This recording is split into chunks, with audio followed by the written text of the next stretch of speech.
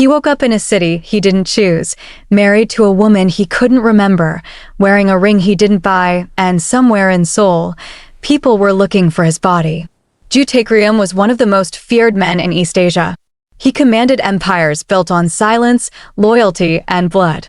Then one morning, he opened his eyes in Accra, Ghana, with a stranger's life wrapped around him like a second skin, and no memory of how he got there. But here's what will shake you. He did this to himself. The Man Who Woke Up Married is not a love story. It's not a crime thriller. It's the story of a man who looked at everything he built, everything he destroyed, and made the most dangerous choice of his life, to disappear. Watch until the end. You will not see that ending coming. Like, subscribe, and hit the notification bell. This one is going to stay with you. The ceiling fan was wrong. That was the first thing Joo Taekryeom registered before he even opened his eyes fully. The sound of it, slow and creaking, turning with the kind of lazy indifference that belonged to humid climates, to places where time moved differently, to nowhere he had ever lived.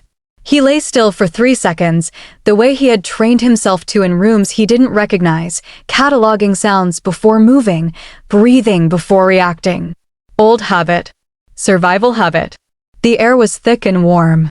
Not the recycled chill of a Seoul penthouse. Not the sterile cool of any safe house he had used across Tokyo, Shanghai, or Busan. This was open air. Sea wind. It carried salt and something green, something alive, and it pressed against him like a hand on his chest. He opened his eyes. The ceiling above him was painted a soft cream color, and the fan above turned without urgency. The room was modest, but deliberate. Someone had chosen every piece of furniture with care. A low dresser.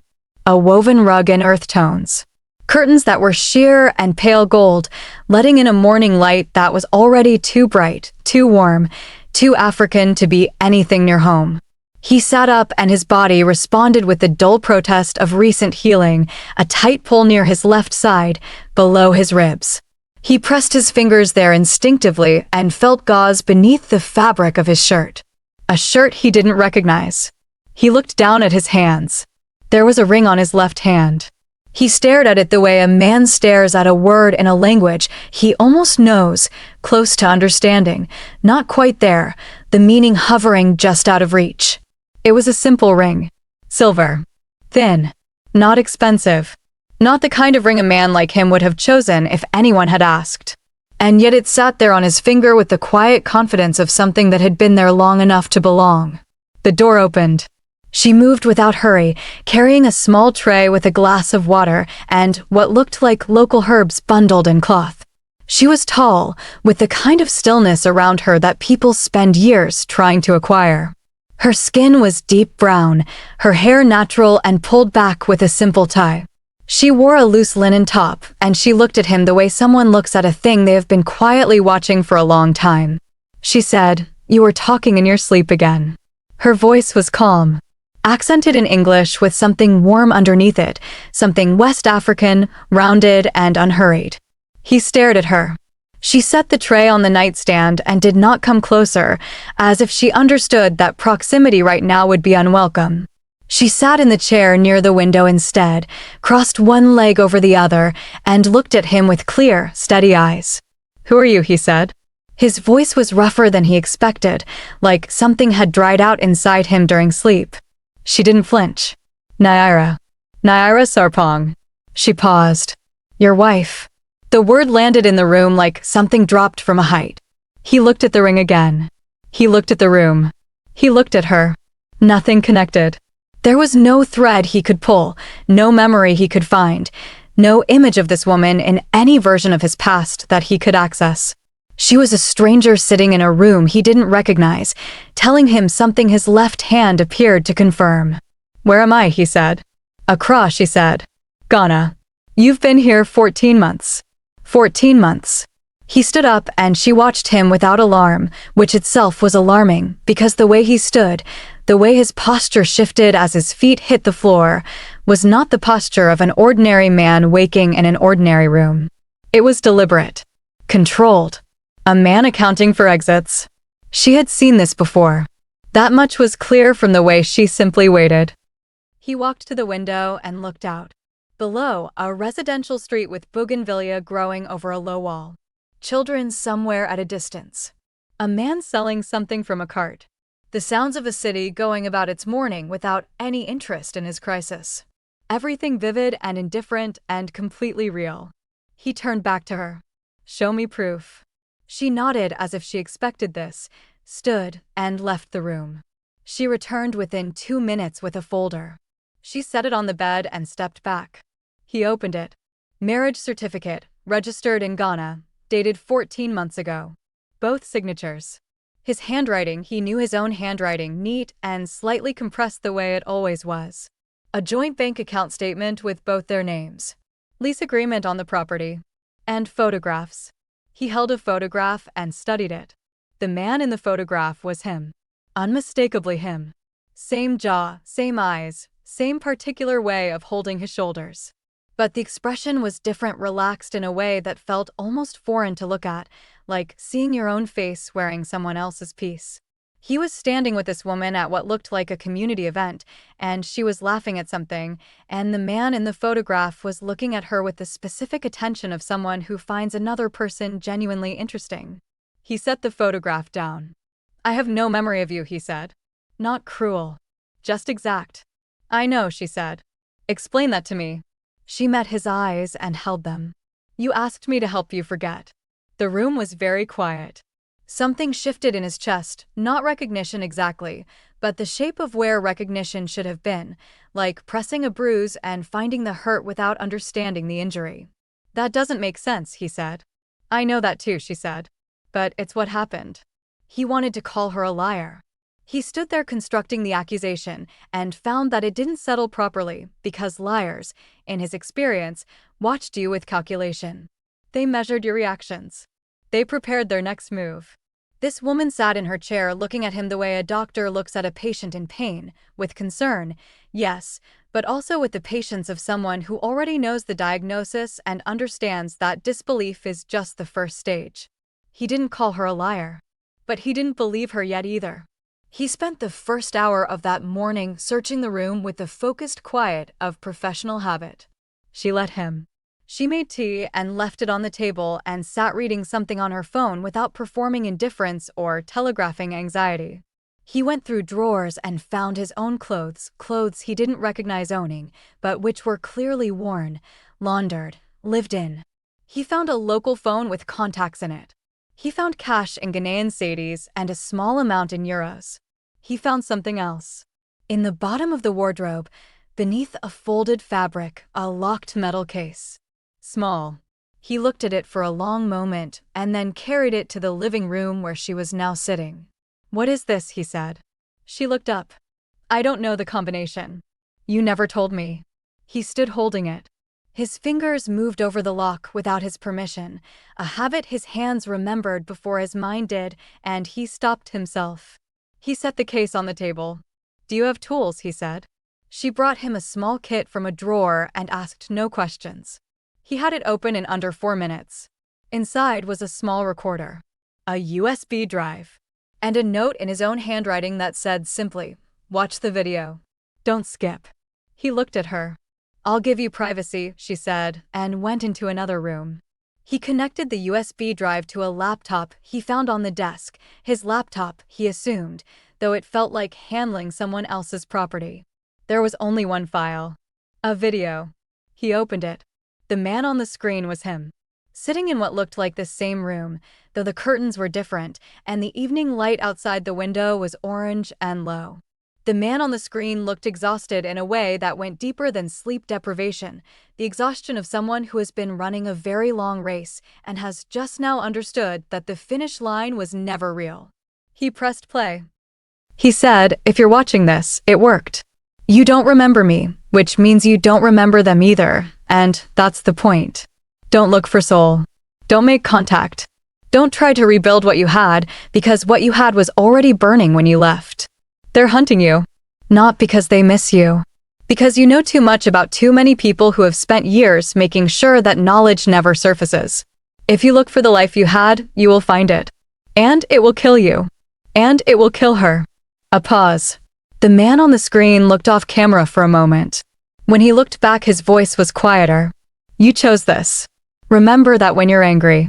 You chose this because it was the only choice left that didn't end in someone dying. Take the life you built. Live in it. Stop being him. The screen went dark. He sat there for a long time. The ceiling fan turned. The sea breeze came through the window. Somewhere outside, a woman was calling a child's name in Chui, and the child was answering with the particular shrillness of someone who doesn't want to come inside yet. Naira appeared in the doorway. She looked at his face and read something in it because she said nothing. She simply came and sat across from him and waited. He said her, Taekryom said. The man on the recording said it would kill her. He meant you. Yes, she said. Why would they come for you? She looked at him steadily. Because you went out of your way to protect me. And people who are being hunted don't protect strangers.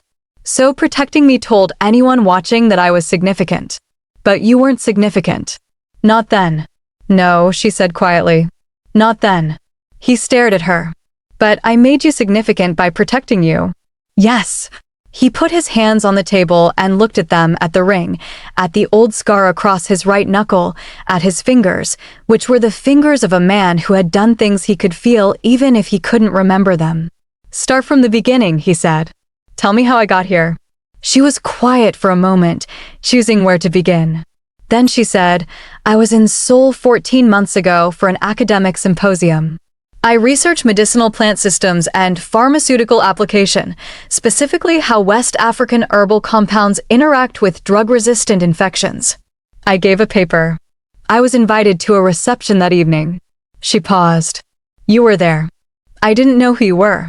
I still don't know everything about who you were. But you came and sat across from me at a table that clearly made everyone in the room nervous, and you asked me questions about my research that were actually intelligent. Not flattering. Intelligent. Like you'd read something about the field. I had, he said, without knowing why he said it. She noticed. You remembered something? He shook his head slowly. I don't know. Go on. We spoke for 2 hours. You gave me no name. I gave you my card because you asked for it, and I thought you were either eccentric or very important or both. I flew back to Accra. 3 weeks later you appeared at my clinic. You have a clinic. A community health clinic. You'd already funded it. You found my research online and transferred a significant sum to our operating fund before you came.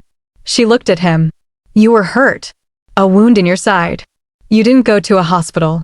You came to my clinic at 11 in the evening and my staff let you in because you were calm and because the wound was serious and because you'd given us money that had allowed us to stay open. He pressed his fingers against his side again. Against the gauze.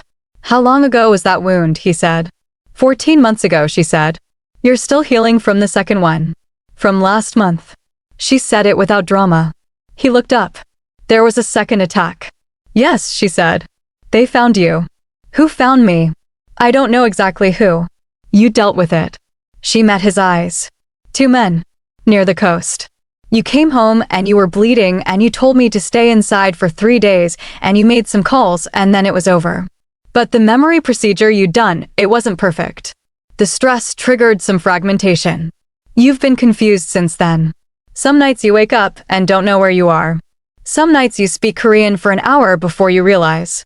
He was very still. You know about the procedure, he said. You told me about it before you did it, she said. You explained what it was. A pharmacological and psychological process, not science fiction, not complete. It suppresses episodic memory associated with specific emotional anchors. You worked with someone in Seoul before you left. You kept procedural memory, skills, language function, the practical architecture of who you are. But the narrative of your life? The people, the events, the choices. She shook her head. Gone. Or mostly gone. Why are you telling me all of this calmly, he said. She looked at him the way people look when they've prepared for a question for a long time. Because I've been through this before. When you woke confused last month, I told you some of it. When you woke confused 3 months before that, I told you some of it. Every time I have this conversation, I get slightly better at it. A beat. It doesn't get easier. It just gets more practiced. Something in him broke very slightly. Not visibly. But it broke. You didn't sign up for this, he said. No, she said simply. But neither did you. Not really. You signed up to survive. The rest of it just came with the choice. He stood and walked back to the window. He looked out at the street again. He was looking for something that felt familiar, some handhold in the landscape, and he found it in a small, unexpected way. He knew the name of the street. He didn't remember learning it. He just knew it. And he knew that the market was 4 streets to the left and that the best fufu in the neighborhood came from a woman who set up near the church on weekend mornings and that the clinic was 12 minutes walking at normal pace. His body knew this place. His body had lived here. And as the morning moved forward and he moved through the house, careful, quiet, still slightly sideways from himself, he found evidence everywhere of a man who had been trying, with whatever was left of him after the life he'd erased, to build something that didn't require anyone to be afraid of him to function. He found books on agriculture and on pharmaceutical regulation. He found language notes. He'd been learning Chui seriously, methodically, with the same discipline he would have applied to anything else. He found a notebook with observations about the local investment climate written in his compressed handwriting, careful and unsentimental. He found a framed photograph of Naira receiving some kind of award, and in the corner of the frame, barely visible, his own shoulder, he'd been standing next to her. Someone else had taken the photo. He had been there. He put the frame down carefully. He found all of this, and it sat in him without settling, because the mind has its own pace for accepting impossible things, and his mind had been trained not to accept anything without verification. So he accepted the evidence. He did not yet accept the story. That night, across the ocean, in an office in Seoul that smelled of cigarettes and expensive leather, Kong Muji sat behind a desk that did not belong to him and made decisions that technically were not his to make. Muji was 38 years old and had been Taekryom's right hand for 11 years. He was not a sentimental man. He was precise and patient, and he had the particular kind of loyalty that functions not from admiration, but from long association, the loyalty of someone who has stood next to a dangerous thing long enough to understand its logic. He had spent 14 months telling the organization that the boss was dead. He had spent 14 months quietly, methodically, following financial trails that most people in the organization didn't have the patience or the access to follow. The trails had taken him to Ghana. He sat in the Seoul office and looked at the information in front of him and felt something that he would not name as relief, but which functioned similarly. The boss was alive. The boss had done something incomprehensible and reckless and arguably brilliant, and the boss was alive. He would go to Accra. Quietly. Without telling anyone. Because the other thing the trails had told him, the thing that had taken him 11 months to confirm and 3 months to fully believe, was that the assassination attempt 14 months ago had not come from a rival organization. It had come from inside. From the inner circle. From men who sat in rooms with Taekryom and called him boss, and had decided, for reasons that Muji was still piecing together, that the empire was easier to divide among themselves than to continue running under a single authority. He booked a flight. He packed nothing that would attract attention at customs. He had questions, and only one man could answer them. Taekryom's memory returned in fragments rather than floods. This was what made it disorienting, not the absence of memory, which had its own clean, terrible quality, like a room with the furniture removed, but the fragments that came back inconsistently, triggered by sensory experience, arriving without context. He would smell something frying in oil from a street vendor, and suddenly there was a kitchen in his mind, Seoul, someone cooking late at night, laughter. He couldn't place who was laughing. He couldn't hold the image. It dissolved. He would look at his hands and see them differently, the competence in them, the particular way they moved when he was assessing a situation, and underneath that a flash of blood that wasn't his and a decision that he had made in a room with very bad lighting. And then it was gone. He started writing things down. Not for therapy. For reconstruction. He was a methodical man, and the methodology applied to himself as directly as it applied to anything else. In the mornings he walked to the clinic with Naira, and he was quiet and watchful, and the staff greeted him with warmth that was clearly habitual rather than new, which told him he had been a familiar presence here before the confusion. Children called him something, not his name, something local, and he responded without thinking, and Naira caught him doing it and looked at him with an expression he couldn't read. He asked her about it that afternoon, on the clinic's small porch while she reviewed notes. "They call you something," he said. "The children." She looked up. "Nana Kofi," she said. "It's a name you were given here. It's a mark of respect. It means something like an elder who arrived from elsewhere." She paused. "You didn't ask for it. It was just given." He sat with that. A name that arrived without his knowledge, given by a community that apparently had decided he was trustworthy enough to name. He found that more unsettling than almost anything else he'd discovered. Because trust in his experience was something extracted, not offered, and a community of people who had decided to simply give it to him meant he had, in the life he couldn't remember, been someone worth trusting. He didn't know how to be that person on purpose. He only knew how to be him by accident, apparently. On the 5th day, Naira said something to him at dinner that changed the texture of his confusion. They were eating at the small table near the window. She cooked without fuss, good food, practical and flavorful, and he had been mostly quiet, as he had been mostly quiet for days, and she had accepted this without pushing, and he had been grateful for it without knowing how to say so. He said, "You told me, when I first woke up, you said I didn't marry you because I loved you. You said I married you because I was tired." She put her fork down slowly. "You remember that," she said. "I remember everything from the last 5 days," he said. "My procedural memory is intact. My short-term memory is intact. It's the 14 months before that are fragmented." "Yes," she said. "So tell me if that's true. What you said." She looked at him for a moment. "It was true when I said it. And now?"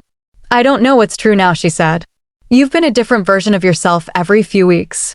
I don't know which version to speak to." "Speak to the one who's in front of you," he said. "The one who's trying to understand what he chose and why." She was quiet for a moment. Then she said, "You told me before you did the procedure that you didn't want to marry me because you were afraid. You said fear was not a good foundation.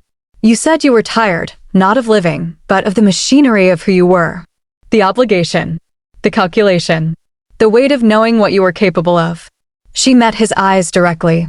"You said I was the first person in 11 years who had made you feel like a person rather than a function."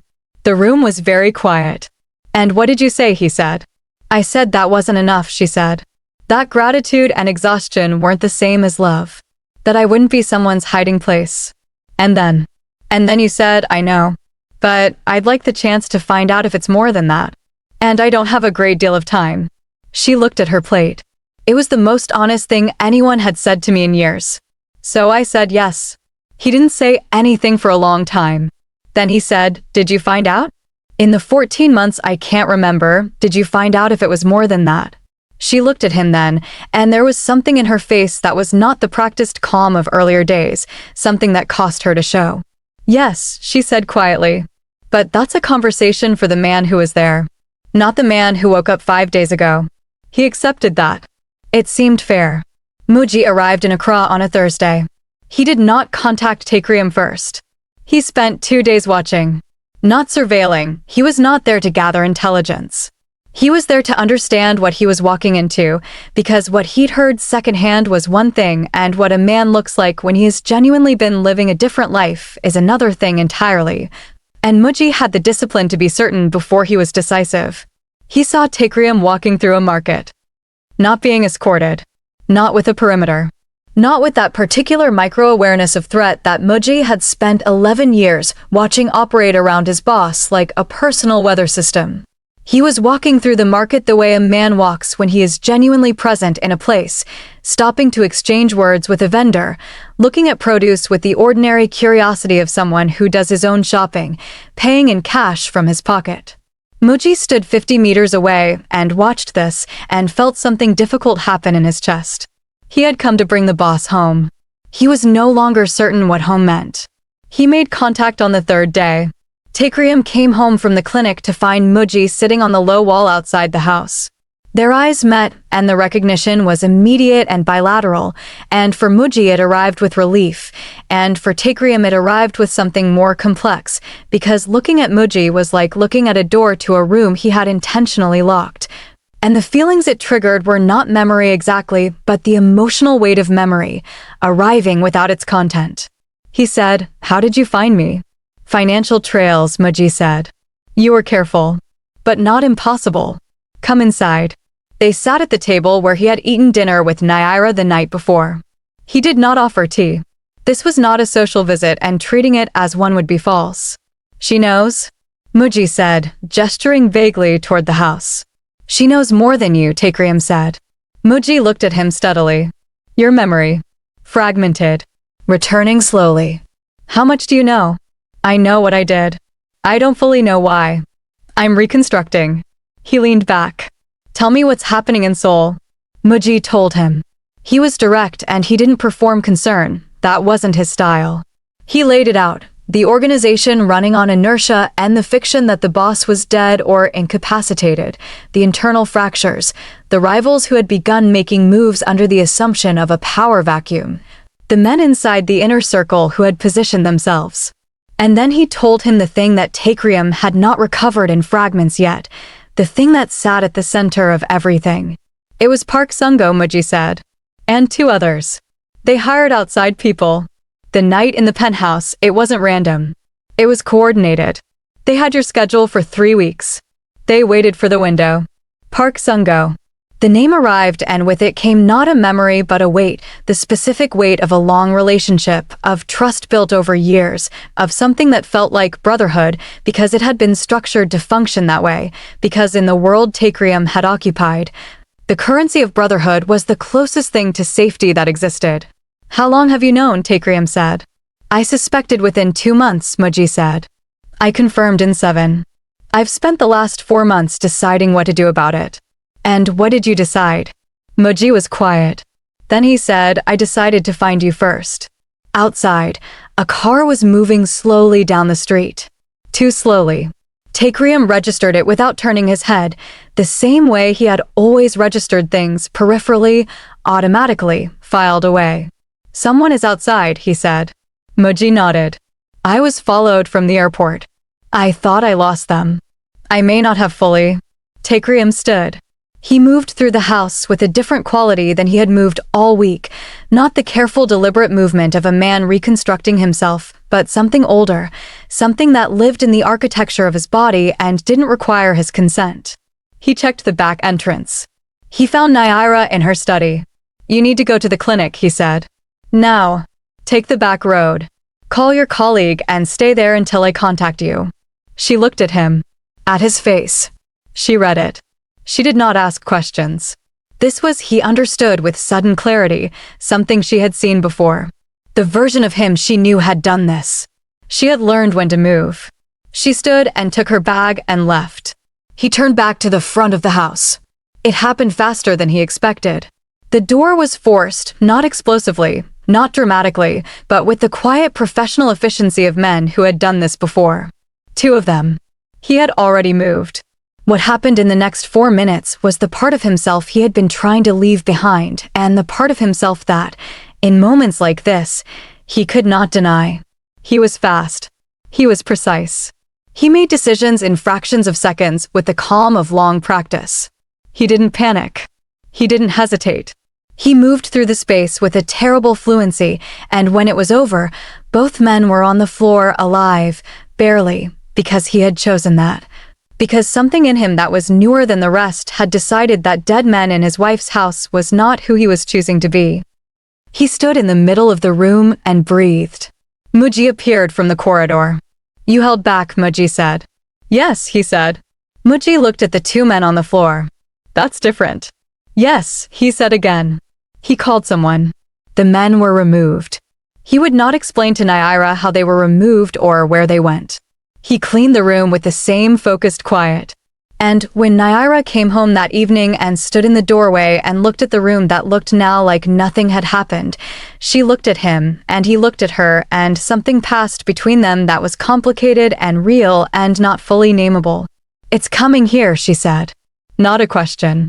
"It came here," he said. "I stopped it this time. And next time." He sat down.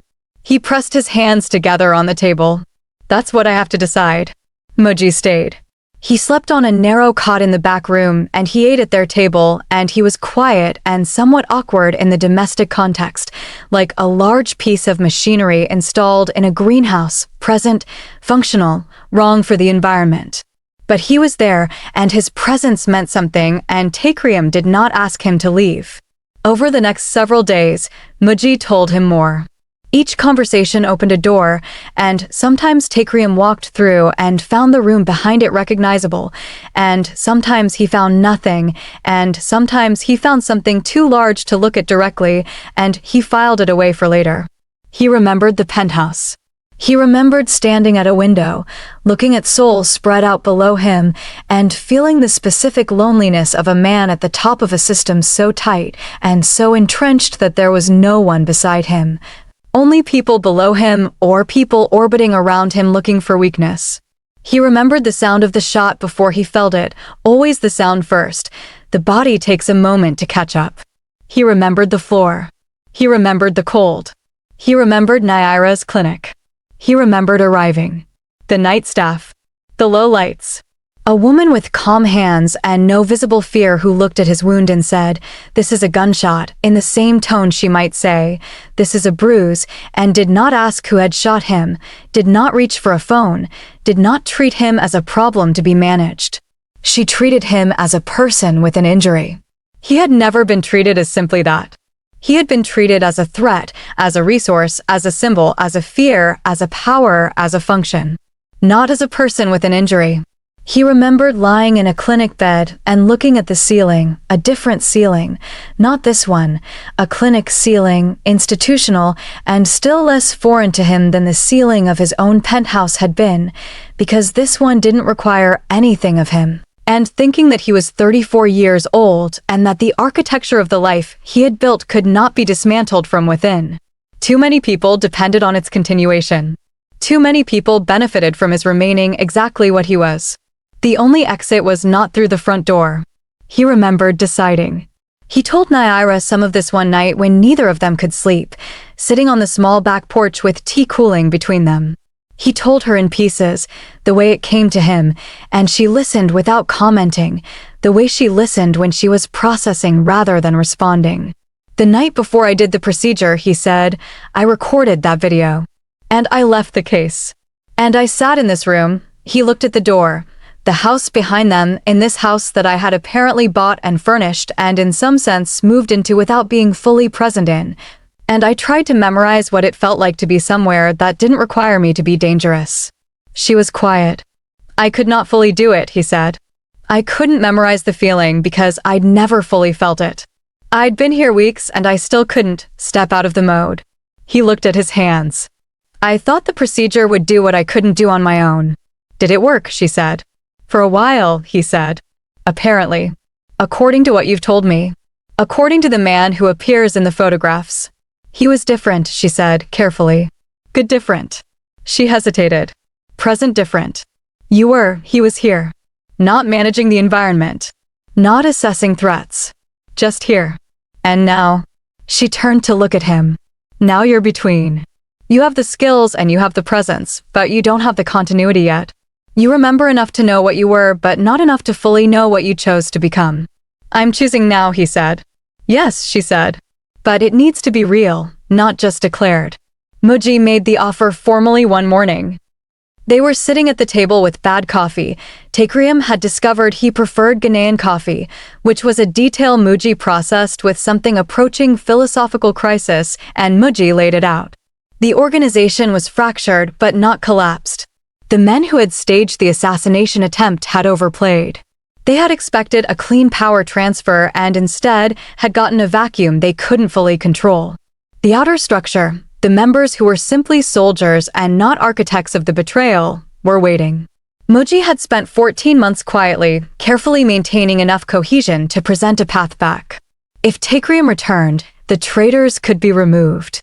The structure could stabilize under real authority. The empire could continue. "It would be your choice," Muji said. "The power is still yours." "It's been waiting." Taekryeom looked at him for a long time. "You've given 14 months to holding this together," he said. "Yes." "Why?" Muji was quiet for a moment.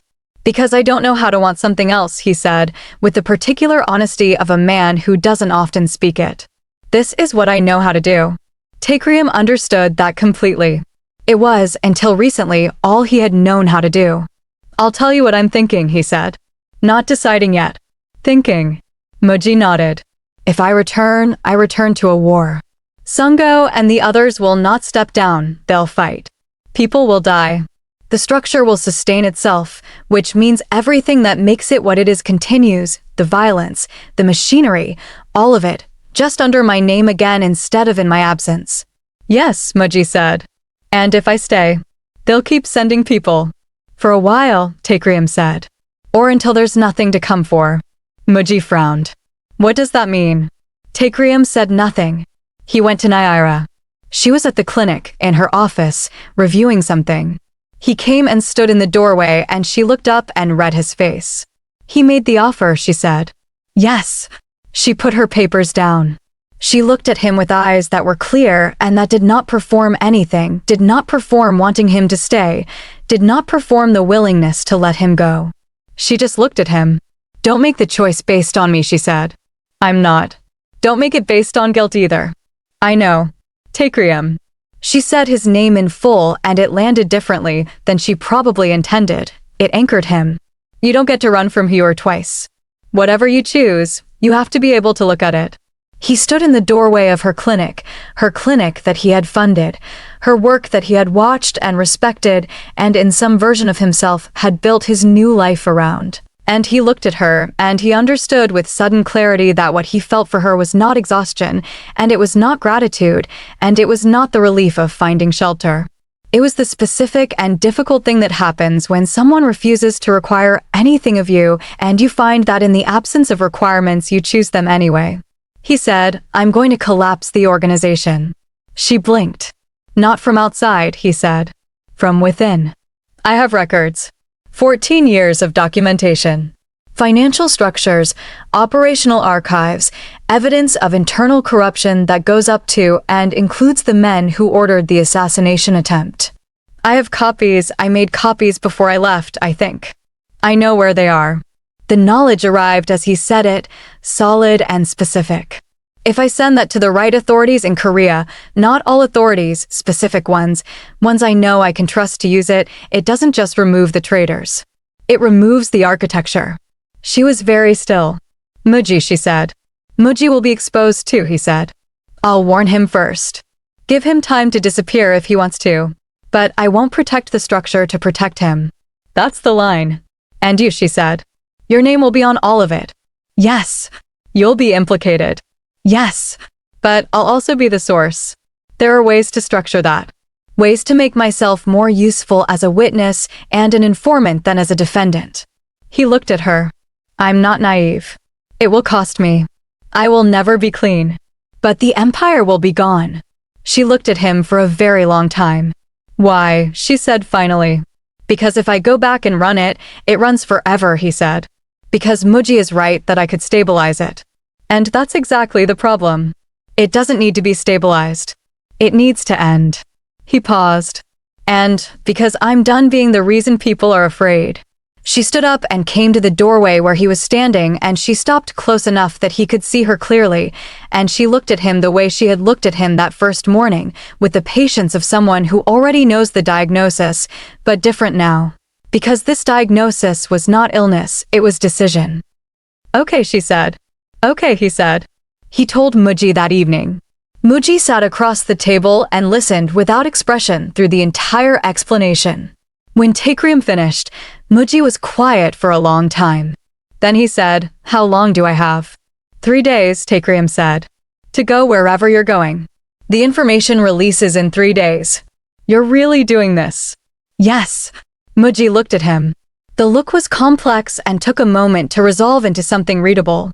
You were always the most effective person in any room you were in, he said finally. And the problem with that was that the room was always wrong. Taekryom said nothing. Muji said, I'll go. He stood. He picked up his bag. At the door he stopped and said, without turning, the woman. Naira. A pause. She's the right room. He left. 3 days later, Taekryom sent the files. He had found them exactly where he had known they would be, a cloud archive access through a protocol he hadn't consciously remembered knowing, his fingers moving through the steps before his mind confirmed them. 14 years of careful, meticulous documentation. He had always known that documentation was its own weapon. He had always known that the day might come. He sent them with a letter. Detailed. Precise. Honest in the particular way that damns you and frees you simultaneously. He identified himself.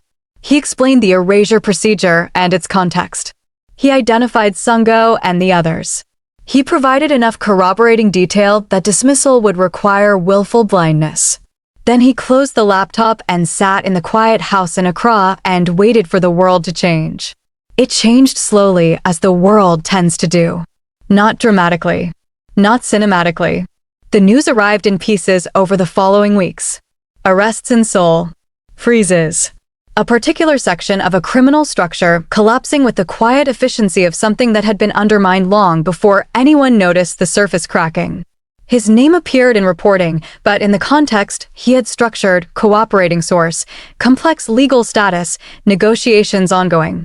His lawyer in Seoul, who was the most expensive and most discreet person he had ever paid for anything, managed the shape of it. He could not return to Korea. He would likely never return. His name in Seoul was effectively finished, not in the way of death, but in the way of irrelevance, which in that world was its own kind of erasure. Naira did not ask him how he felt about this. She understood that he was processing it in his own way, and that her job was not to facilitate his processing, but to simply be present without requiring anything. This was, he understood now, what she had been doing for 14 months without his knowing. Not enabling. Not managing. Just being present. He removed the last of his tattoos over the course of several sessions at a clinic on the other side of the city. It took weeks. Each session he sat in the chair with the particular stillness of someone making a decision they have already made multiple times and are simply executing. He did not find it cathartic. He found it practical. The tattoos were markers of a structure that no longer existed. Removing them was simply accurate. One morning, close to 2 months after the files had been sent, he woke before Naira. He lay in the bed and looked at the ceiling. The ceiling fan turned slowly. The sea breeze came through the window. The morning light was already warm and thick with it, pressing through the pale gold curtains. He lay there, and he remembered everything. The penthouse. The shot. The clinic floor. The symposium in Seoul, and a woman across a table who looked at him without fear and talked about medicinal plants with the specific passion of someone who believes deeply in the usefulness of what they do. The weeks in Accra before the procedure, awkward and strange, moving through a life he was still installing himself in. The decision. The recording. The morning he had erased. He remembered all of it. And he lay in the warm morning in the house in Accra, and he made the choice not as amnesia, not as exhaustion, not as escape, but as the specific, fully informed decision of a man who has stood in front of every available option and selected the one he actually wants. Naira stirred beside him. She opened her eyes and looked at the ceiling and then turned her head and looked at him. "You're different this morning," she said. "Yes." She looked at him carefully. "More different."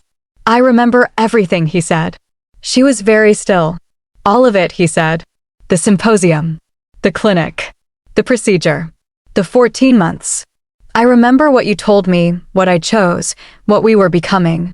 He looked at her. "I remember what it felt like to be someone you were willing to say yes to." She was quiet for a moment. Her expression was doing something that she was not quite controlling.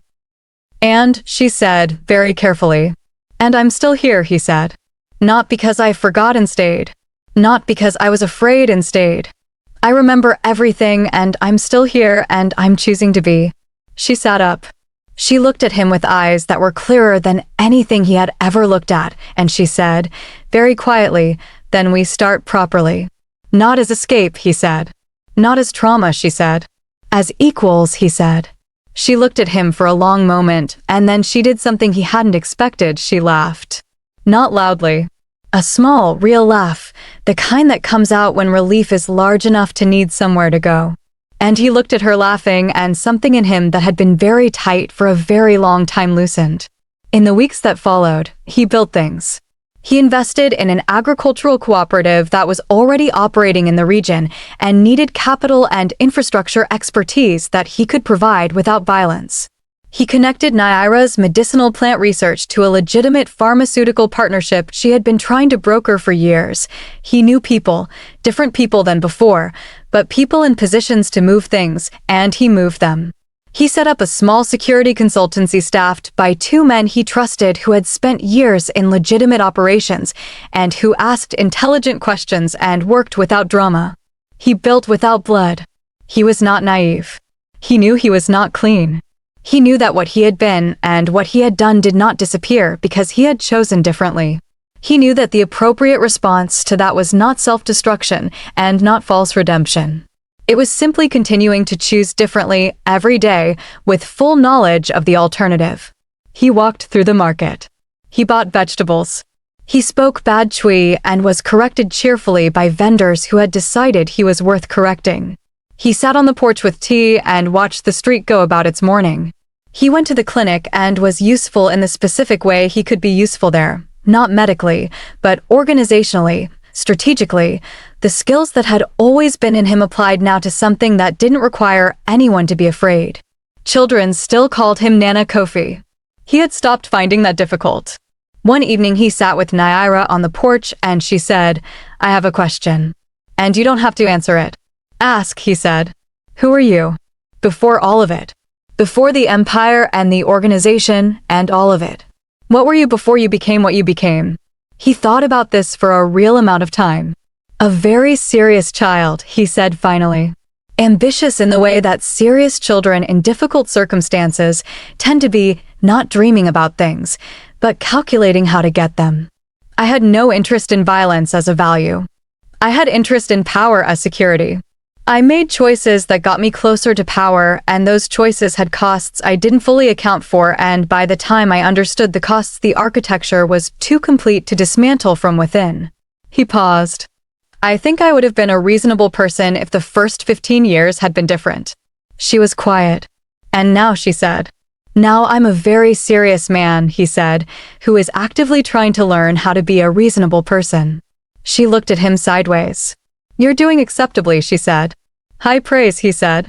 "The bar was not low," she said. He looked at the street. At the ordinary evening. At the city going about its business. "I didn't lose myself," he said quietly. Not to her, exactly. Just said it. Into the warm Accra evening. "I selected who I wanted to be." She heard him. She reached over and put her hand on his, not dramatically, just set it there, and they sat like that in the fading light while the street moved below them, and the sea breeze came in from the coast, and everything was, for this moment, exactly and precisely what he had chosen. If this story held you from the first word to the last, you already know what to do. Like this video, subscribe to the channel, and hit the notification bell so you never miss what comes next. And drop a comment below. Did you predict how it ended? Because most people don't. See you in the next one.